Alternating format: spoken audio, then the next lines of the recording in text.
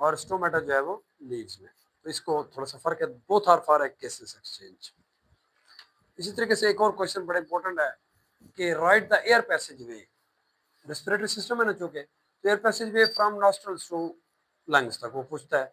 इसमें जितने जितने ऑर्गन्स इन्वॉल्व हैं आपने उनकी जस्ट एक फ्लो शीट डायग्राम बना लेनी है। जैसे नॉस्ट्रल्स एरो लगा देने, चाहे वो हॉरिजॉन्टली लगाएं या वर्टिकली लगाएं, एज यू फील बेटर। तो उसी हिसाब से जो है आप उसको लिखते जाएं। नॉस्ट्रल्स के बाद नेजल लेरिंग्स है, फिर फेरिंग्स है, ट्रेकिया है, ब्रोंकाई ब्रोंक्यूल है, एल्वियोलर डक्ट्स है, एल्वियोलाई, फाइनली एल्वियोलाई तक पहुंच जाना है आपको। इसी तरह ग्लॉटिस एपिग्लॉटिस इंपॉर्टेंट क्वेश्चन है। बाजू का रोल ऑफ सीलिया या म्यूकस भी पूछ लेता है, शॉर्ट क्वेश्चन। ट्रेकिया के बारे में पूछ लेता है, विंड पाइप, और साथ एल्वियोलाई या एल्वियोलस के बारे में भी मोस्टली पूछ लेता है। डायफ्राम लंग्स का टॉपिक है नेक्स्ट। शॉर्ट आ जाए, लॉन्ग आ जाए, एमसीक्यूज आ जाए, आप किसी भी टॉपिक को समझ सकते हैं हेडिंग से, पॉइंट्स से। वैसे तो बुक ने भी हाईलाइट किए होते हैं, बोल्ड किए होते हैं, आप उन बोल्ड वर्ड्स को भी समझ के जरा दूसरों से मोटे होते हैं लफ्ज, आप बता सकते हैं कि इस चैप्टर के अंदर कीवर्ड्स कौन से।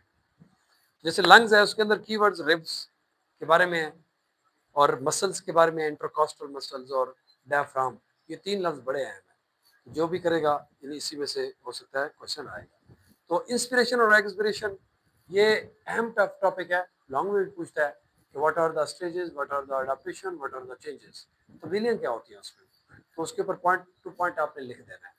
ठीक है, तो इंस्पिरेशन और एक्सपिरेशन बड़ा आसान डेफिनेशन है, अंदर ले जाना और हवा को, एयर को रिमूव आउट करना बाहर। तो ये कुछ उसकी अमाउंट है मुख्तलिफ गैसेस की, वो भी देखते हैं। साथ साथ जो है आपके पास लास्ट में डिजीजेज आती है, रेस्पिरेटरी डिसऑर्डर्स, जिसमें ब्रोंकाइटिस पूछता है बाजुकात के, एक्यूट और क्रॉनिक ब्रोंकाइटिस काज पूछ लेता है, ये लाजमी क्वेश्चन आप याद रखिएगा। सिम्टम भी पूछता है।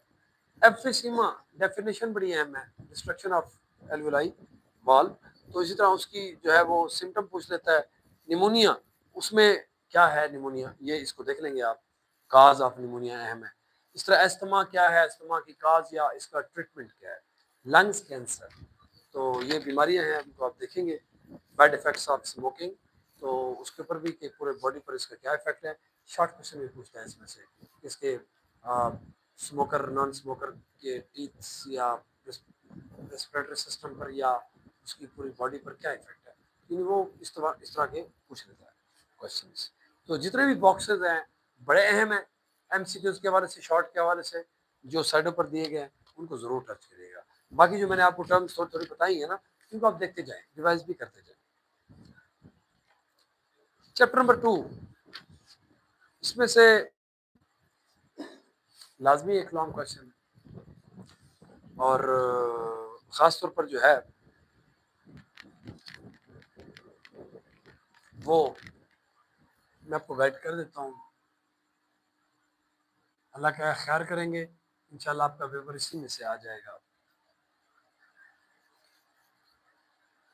एग्जामिनर का कोई पता नहीं है, ट्रिकी क्वेश्चन पूछ लेता है। जैसे कभी पूछ लिया what are the metabolic wastes, उसमें रेजिन गम्स की कर के हवाले से उसमें म्यूसिलेज का लिखना था, बस सिंपल सा था। बाकी उसमें तो है शॉर्ट क्वेश्चंस मोस्टली।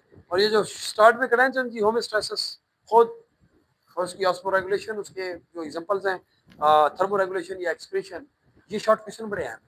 ठीक है, इनकी डेफिनेशन जरूर करिएगा आप। तो बाकी लॉन्ग क्वेश्चन में जिसमें कह रहा था कि एग्जामिनर का कोई इल्म नहीं होता है, स्किन छोटा मोटा question, dermis epidermis, urinary system तो नहीं इतना, पर उसमें किडनी बड़ा है। किडनी जिसमें आ जाता है नेफ्रोन,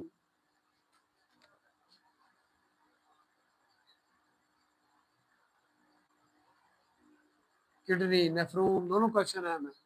और इसी तरह एक और क्वेश्चन इसके साथ बड़ा अहम खड़ा हुआ है कि यूरिन फॉर्मेशन, ठीक है ना, तो यूरिन कैसे बनता है, वो भी ज़ाहिर है किडनी का काम है। 3 स्टेप्स हैं, आपने वो 3 स्टेप्स लिखने हैं, प्रेशर फिल्ट्रेशन, सेलेक्टिव एब्जॉर्प्शन और एक्सक्रीशन, ट्यूबुलर सेक्रेशन, सॉरी। और लास्ट क्वेश्चन है डायलिसिस पर।